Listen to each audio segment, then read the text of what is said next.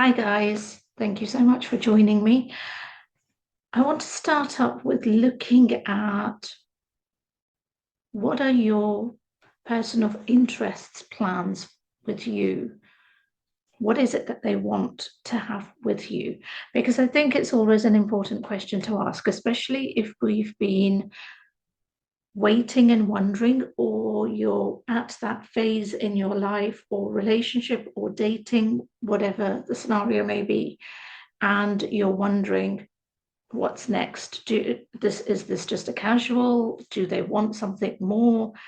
And so let's look into that. And having said that, one of the cards fell out. So bear with me 1 second, because if you know tarot readings, then you know that if a card falls out, then it's meant to be a message. So I'm just going to go down, pick it up, and I'll be right back. And here I am. Okay, so let me give the cards a shuffle and see what comes out. Now, the good thing about this, because as you know, I channel, the message, not so much the message, but even the energy that I'm picking up around it is a positive.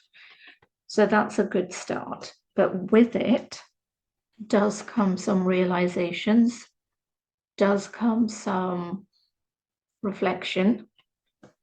And I love the fact that you have, sorry, this is strategic because of YouTube, but you have the Lover's card and yes, strategically placed finger due to what images can be shown and can't be shown. So, okay. So at this moment in time, the energies that are surrounding this particular question is very much to do with being tired, being frustrated, maybe loss of hope, maybe just that heartache. So if something unexpected has happened, because I've got Three of Swords, and again, I don't know if the image can be shown or not, so I'm strategically putting my finger on it and hoping that you can see that somebody is putting a sword into somebody else.